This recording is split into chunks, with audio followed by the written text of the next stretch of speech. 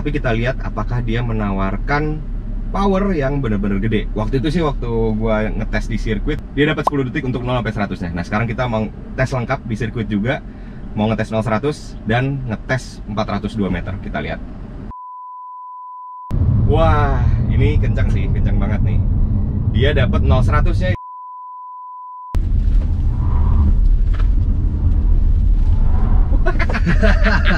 Tapi kerasa. Belakang tajam sih. Tajam ya? Tajam sih ini. Tajam ya? Entah kenapa Corolla Cross Hybrid tiba-tiba akinya soak pas udah nyampe sirkuit ya Ki. Asli. Iya kan? Kayak kehilangan mainan nih hari Asli ini. umpama anak kecil kehilangan Royco ya. Iya, Royco. Nggak ada yang dimainin nih. Tapi bagaimanapun juga Almas Hybrid masih tetap menarik kita ulas di sirkuit Ya. Karena pas kita pakai irit-iritan kemarin sama Corolla Cross Hybrid itu kalah dia. Kalah. Kalah. Dalam kota kalah. Dalam ya? kota kalah. Maka dari itu kita mau cari apanya nih Ki dari Almas Hybrid? Kali ini kita mau cari, ya pengen ngetes aja ya. Seberapa kuat si akselerasinya, seberapa cepat dia akselerasinya, terus seberapa asik dibawa zigzag. Karena ini suspensinya baru nih teman-teman. Baru di belakang, betul. Jadi gitu sama mau ngetes juga seberapa enak dia dibawa di jalan yang jelek. Betul. Karena di sini ada ininya lah. Ada rintangannya. Jadi pakai metode kita ya Ki ya? Iya biasa. Biasa. Langsung aja nonton di Autofan Indonesia. Selamat menonton.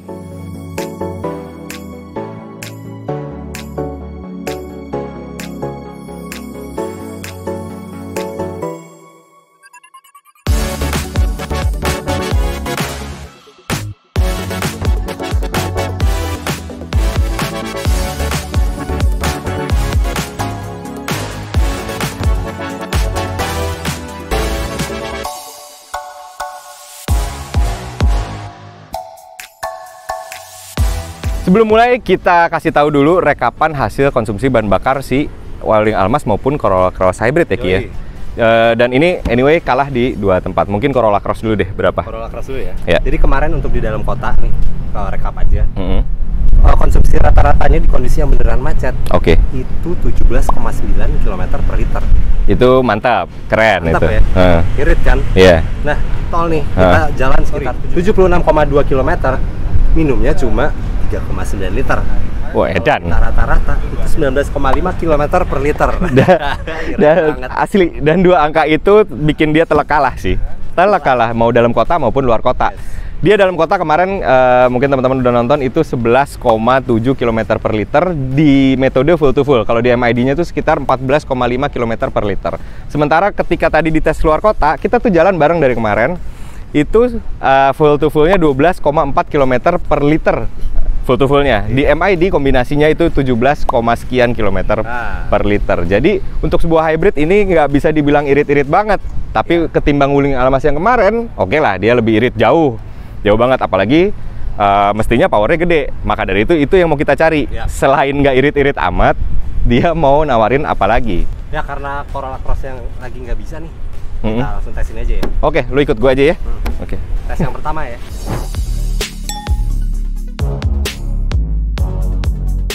Kita uji ketangkasan si Wuling Almas Hybrid ini. Dia ada ganti suspensi di belakang kan? Kita lihat ya. Bawa slalom ya gitu. Bawa slalom.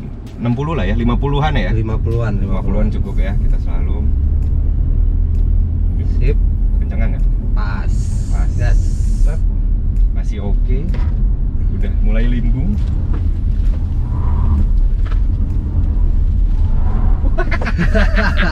Tapi kerasa limbungnya. Kerasa dia ngebawa. Ngebawa dan lu ngerasa nggak di belakang tuh emang agak jadi lebih nahan daripada, kalau menurut gua sih, karena gua udah nyobain yang Multilink yang sebelumnya, yang RS. Ini emang agak lebih jadi rigid di belakang tuh gitu loh. Oke. Lebih rigid. Tapi gua ngerasanya dia walaupun limbung kayak tetap masih agak gigit gitu loh. Masih ada gigitnya dari sini, dari sisi driver, dari sisi penumpang depan. Memang betul. Tapi kalau ngomong kepresisian, dia bukan yang terbaik di kelasnya ibaratnya menurut gua. Agak kosong gitu ya. Tapi nggak jelek gitu kualitas handlingnya bagi gua. Kebayang. Oke? Tapi kerasa sih limbungnya. Kerasa emang lu ngapal banget. Dan itu tapi masih dalam batas wajar menurut. Masih dalam batas wajar, dan jangan lupa Ki, Wuling Almas itu bodinya agak tinggi. Dan ground clearance-nya juga agak sedikit tinggi. Kalau misalnya kita katakanlah berbanding dengan Corolla Cross. Jadi gue yakin walaupun kita sayangnya nggak bisa ngetes Corolla Cross hari ini, Jadi mungkin kalau bisa dibayangin Corolla Cross itu akan terasa lebih rigid gue rasa dan lebih presisi. Menurut gue mungkin dari apa yang dari yang gue coba pun kurang lebih kayaknya sih harusnya begitu ya. Kita lanjut. Karena Wuling Almaz Hybrid ini dibilang irit-irit banget untuk sebuah hybrid, enggak. Dibilang presisi banget handlingnya, enggak juga.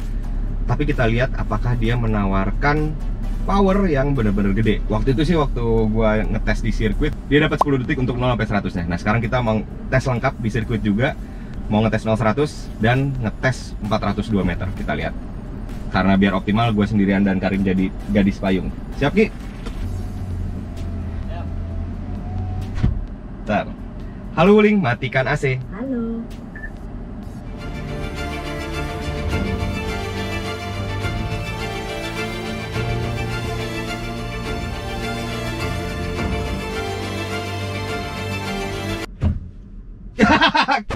Masih di P. Bisa diulang? Masih di P aja, lupa.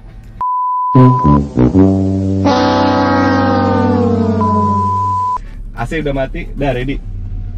Saya dulu. Silakan dicoba lagi.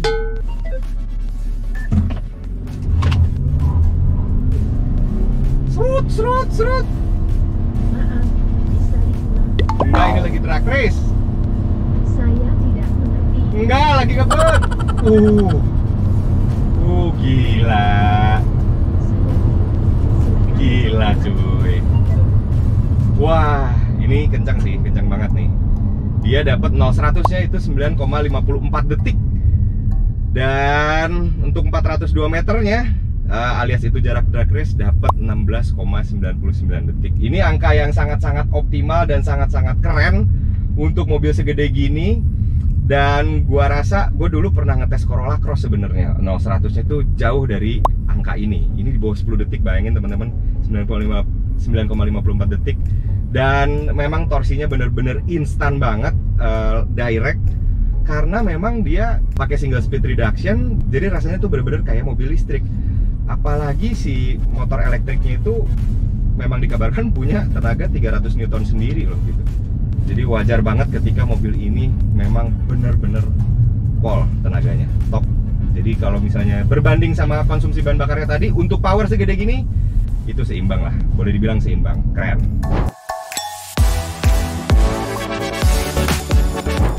Oke, ini yang gua agak penasaran nih. Tes kenyamanan. Tes kenyamanan di jalan bergelombang. Ya. Karena suspensinya si Almaz Hybrid ini berubah kan? Berubah.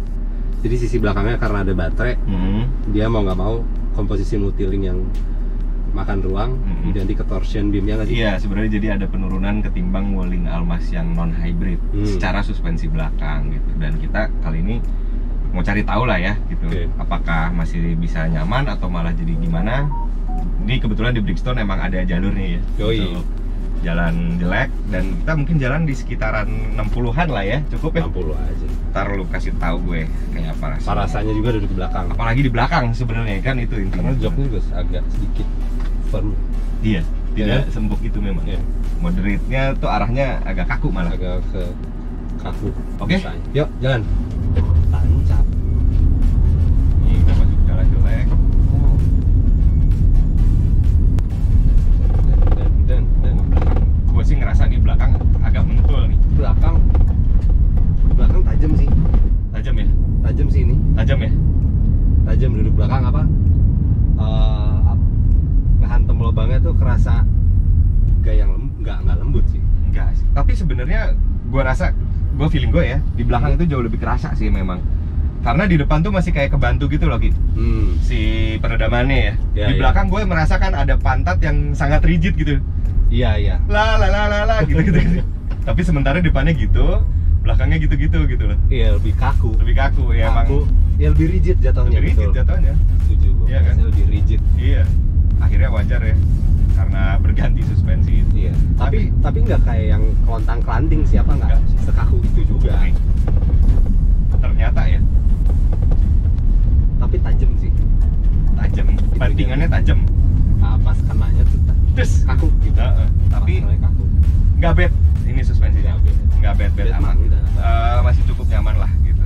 Tapi ya kaku aja belakang. Kaku aja. Ketimbang yang lama, ya udah pasti yang lama ngeredamnya lebih enak lah. Wajar. Iya, betul. Gitu. Setuju sih gue. Cuman apakah signifikan banget ya kalau kita pakainya hari-hari di jalan halus gitu ya? Nggak sekerasa itu. Nggak sekerasa itu kok sebenarnya. Terhadap handling juga tidak sesignifikan itu kok berubahnya. Gitu teman-teman. Jadi emang cukup kelihatan ya dari hasil akselerasi ini adalah kompensasi dari konsumsi bahan bakarnya yang nggak irit-irit amat. Iya. Ya kan? Akselerasinya, nonjok sih, nonjok banget. Dia dapat 9,5 detik 0 sampai 100 km per jam dan 402 meternya juga gercep 16 detikan. Yeah. Cakep. Cakep banget. Terus tadi kita ngetes apa lagi? Zigzag. Zigzag. Iya. Di dalam kabin untuk penumpang depan kerasa sih mobilnya emang agak body movementnya ada gitu. Betul. Terus ya kerasa sedikit limbung tapi masih dalam batas wajar menurut gue sih. Masih oke sih. Menurut gue juga masih oke. Dari sisi pengemudi gitu masih oke. Tapi emang ada feel yang sedikit kerasa kosong lah gitu di setirnya. Tidak nggak kayak nempel banget gitu, nggak presisi gitu sih ininya. Tapi ya mungkin kejarannya nyaman juga sih gitu, bukan untuk manuver yang agresif gitu. Yeah. Gitu. Terus kalau kenyamanan lu gimana? Nah, kenyamanan bandingkan di belakangnya kayak gue jelasin sebelumnya. Apa ketika dia ngajar lubang dalam kecepatan tinggi tuh tajam gitu. Oke. Des, firm gitu kerasa di belakang ya. Jadi emang perubahan suspensi di belakang tuh juga ada berbeda dengan Wuling Alma sebelumnya gitu ya, karena dia jadi lebih rigid gitu di belakang kerasa gitu, mentulnya tuh kerasa gitu, kerasa. kayak gini, berarti gitu ya, ya gitu kan.